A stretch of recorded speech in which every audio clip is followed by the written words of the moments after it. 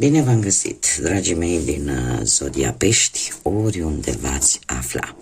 Bine ați venit tuturor pe canalul meu, Tarot Flori de Loto. Numele meu este Nina și, ca de obicei, mă bucur să vă am alături la fiecare lectură, atât pe dragii mei abonați, cum de asemenea și pe cei care poate sunteți pentru prima oară aici pe canal.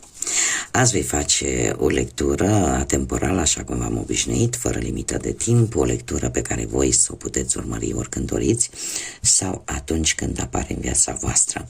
Desigur, dragilor, nu uitați un lucru important: voi vă construiți viitorul, așa că vă rog din suflet să luați decât acele mesaje care rezonează cu voi, fiind o lectură generală, iar restul lăsați-le să zboare în univers, pentru că sigur sunt pentru alte energii, pentru alte persoane care într-o mai mică sau mai mare măsură au o legătură cu Zodia Pești.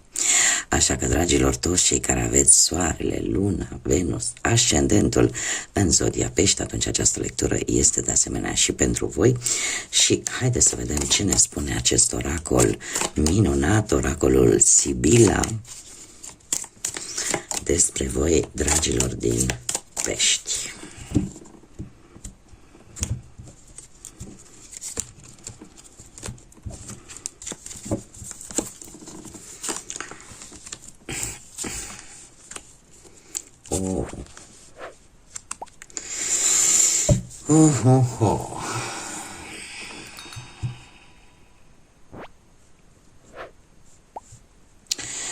Dragilor, se pare că situația pentru unii dintre voi e legată de o situație financiară destul de importantă, care implică foarte mulți bani.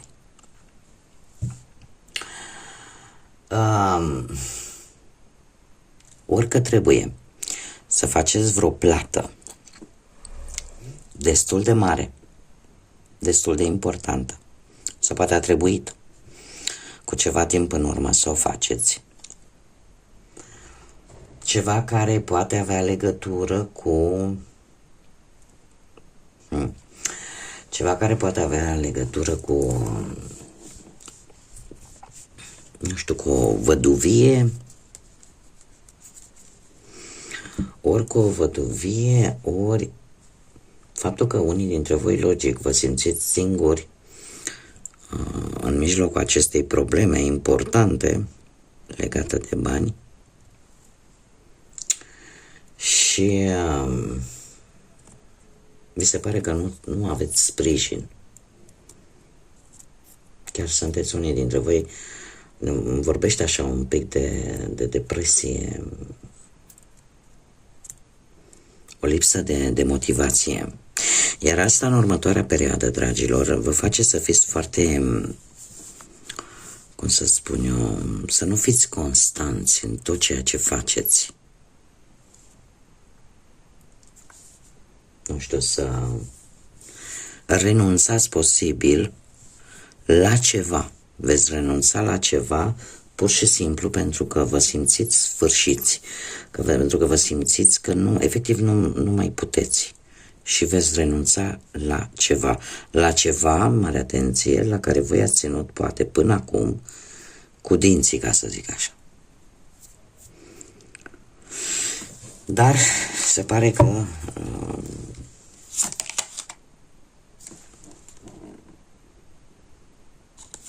am vrut să văd ce vine, dar din păcate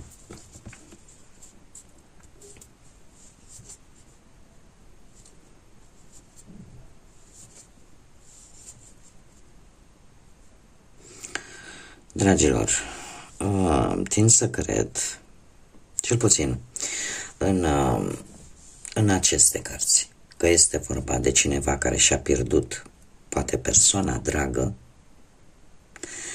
care a rămas probabil cu niște datorii destul de mari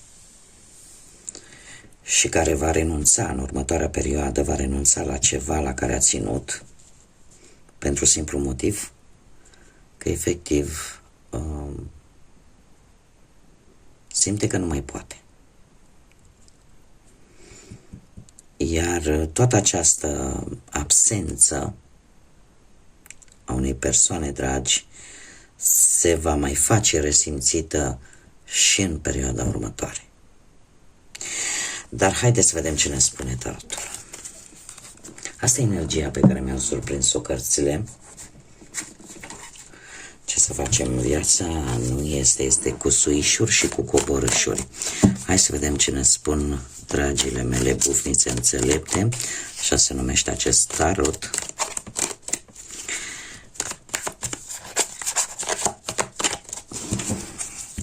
Să vedem ce vine pentru dragii mei din pești.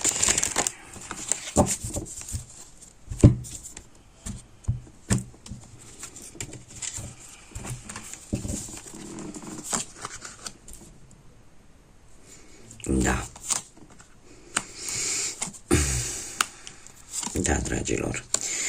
Voi sunteți într-o plină transformare, cel puțin energia acestei lecturi vorbește de cei care în acest moment trec printr-o transformare destul de dureroasă, dar din păcate, sau mai bine zis, nu știu dacă din păcate, din fericire pentru unii,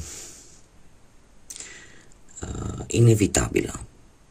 Adică nu există altă variantă.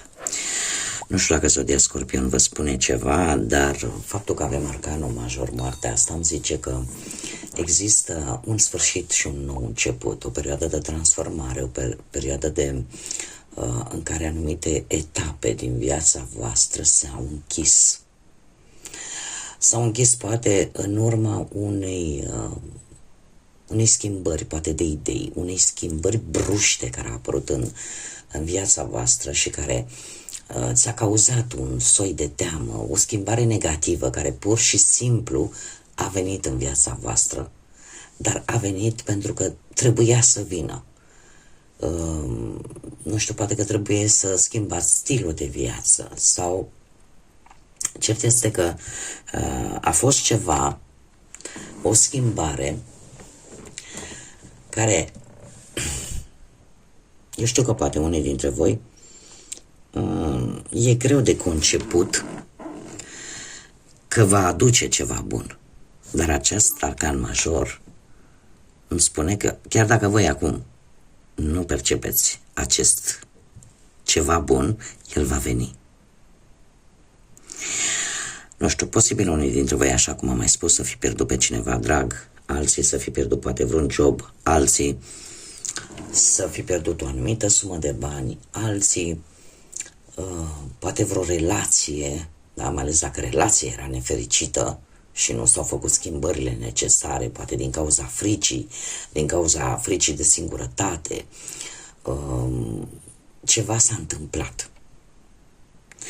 Acum, ce nu este în favoarea voastră, paradoxal, este un 9 de cupe, care în general este o carte foarte pozitivă. De ce apare pe această poziție negativă? Ce nu este în favoarea voastră este tocmai faptul că nu vă dați seama ce potențial aveți. Nu vă dați seama că încă puteți să vă faceți planuri. Încă există potențial. 9 de cupe e o carte nu că pozitivă, super pozitivă, care ne vorbește de stabilitate, ne vorbește de progres, dar cum? La nivel personal. Adică trebuie să plece din interiorul vostru. Faptul că nu se întâmplă acest lucru e în defavoarea voastră. Voi, dragii mei, din Zodia Pești, și în special cei care aveți soarele și ascendentul chiar în Pești, voi trebuie să știți că sunteți, cum să zic eu, sunteți acei ori peștele la care se luptă, da? Cum e somonul ăla care se luptă contra curentului, sau peștișorul ăla care în 2, 3 și 3 mișcări preferă să se ducă pe fundul apei, să se ascundă. Voi decideți cine sunteți. Dar faptul că voi nu mai vă gândiți la voi ca și persoane, asta e în defavoarea voastră.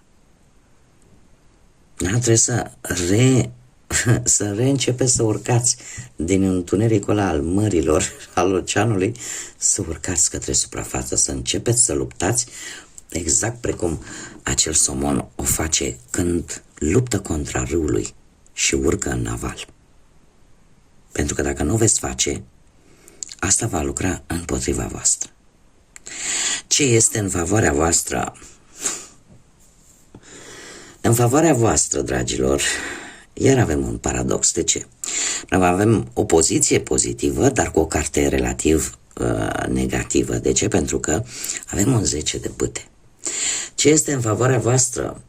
Tocmai asta, faptul că v-ați supraîncărcat de responsabilități și că a venit momentul să vă dați seama că lucrul ăsta vă poate costa propria voastră bunăstare, atât emoțională cât și fizică. Și trebuie să vă spun că, din ce văd eu aici, voi veți ieși din toată această angoasă, din toată această energie negativă pe care am resimțit-o încă de la începutul lecturii. De ce spun acest lucru? Pentru că faptul că ați fost într-o situație în care a trebuit să descurcați multe lucruri, faptul că v-ați supraîncărcat, că a fost o anumită presiune pe finanțe, că, cum să spun eu, poate la locul de muncă a trebuit să depui mai mult efort decât în mod normal. Poate că, ca să îți salvezi, pentru unii dintre voi, ați dus o luptă îndârjită pentru a vă salva relația. Chiar dacă poate e posibil ca nu amândoi să fi făcut acest lucru. Adică să nu se fi implicat nici cealaltă parte. Cumva, poate cei singuri ați urmărit pe cineva foarte mult timp și nu știți dacă toată această muncă va da rezultate sau nu. Trebuie să vă spun că va da rezultate și că va fi într-adevăr în favoarea voastră. Adică toate aceste lucruri nu vor fi în van. Nu vor fi degeaba. Pentru că după atâta efort va veni un timp mai bun. Lucrurile cumva se vor întoarce în favoarea voastră. Ce puteți voi controla? Voi puteți controla cu acest 4 de monede, puteți controla o situație, dacă stabilitatea de fapt a unei situații. Puteți controla posesivitatea. Posesivitatea atât în ceea ce privește banii, cât și relațiile. Puteți controla dacă sunteți dispuși să riscați sau nu în anumite situații. Puteți controla acea rezistență la schimbare. Da? Dacă sunteți dispuși să faceți schimbări în viața voastră sau nu. Deci toate aceste lucruri sunt sub controlul vostru. Nu știu, poate că dacă vorbim de viața profesională, voi decideți dacă rămâneți într-un loc sau nu. Sau, chiar dacă nu vă place locul respectiv, poate sunteți stimulați de bani și cumva rămâneți acolo. Dar depinde de voi. Da? Asta e ceva ce voi puteți controla. Alții, nu știu, poate sunteți un pic zgârciți, ca să o zic pe șleau. Deci, pentru că e cartea zgârceniei. E cartea care, pe partea asta banilor, îmi vorbește de acea legătură strânsă vis-a-vis de bani. Da? După cum bine vedem, nu? Avem aici această buvniță care efectiv stă cu două picioruși pe cât un ban, unul are aici și unul în cap, deci nu dau drumul la nimic. Poate că unii dintre voi chiar încearcă să economisească și atunci sunt foarte strânși la pungă pentru că vreți să luați ceva important pentru voi. Poate să fie și acest lucru și e ceva ce voi puteți controla. Dacă vorbim de viață sentimentală, se pare că voi puteți controla un atașament anxios față de perechea voastră. Voi puteți controla dacă rămâneți într-o relație legată de acest atașament anxios, total nesănătoasă, sau ieșiți din zona voastră de confort. Cei singuri, voi puteți controla dacă ieșiți să căutați pe cineva sau nu. Depinde foarte mult de voi, deci controlul stă la voi. În schimb, ce nu puteți voi controla, și aici îmi place extraordinar de tare, ce nu puteți voi controla, acest 9 de monede, care îmi spune așa, că veți vrea, nu veți vrea, veți avea parte de un echilibru. Un echilibru atât în interior cât și la exterior. De ce? Se pare că te vei bucura de o reușită, dar e o reușită numai a ta. Nu știu, poate vei reuși să-ți meargă bine, să ai o avansare la locul de muncă, sau poate vei reuși până într-un final să ieși la pensia pe care o aștepți de ceva vreme, sau poate că vei reuși brusc să-ți apară un job și va fi o oportunitate pentru tine de a crește, de a avansa și te ia așa pe nepusă masă, sau poate că dacă ai avut puțin bănuți vei avea mai mult, da? Bogăția cumva... ceea ce voi nu puteți controla este faptul că putem fi bogați nu doar material, putem fi bogați având o familie frumoasă, având o pereche bună, pentru că dacă le ai toate aceste lucruri, atunci le poți face și pe celelalte. Cum de asemenea, ce nu mai puteți voi controla, o călătorie.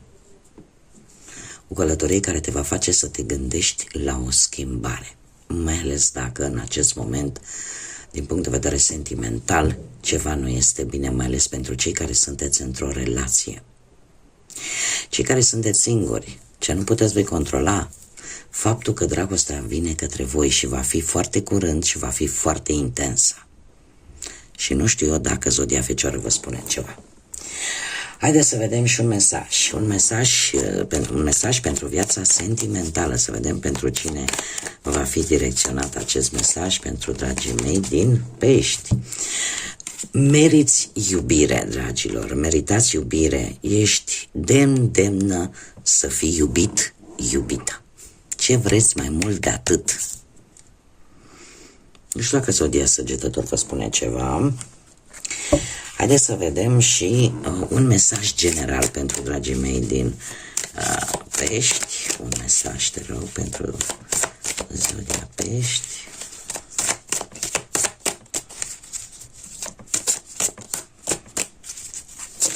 Ho. Participă. Da, nu confunda intenția cu făcutul, cu participarea în sine. De multe ori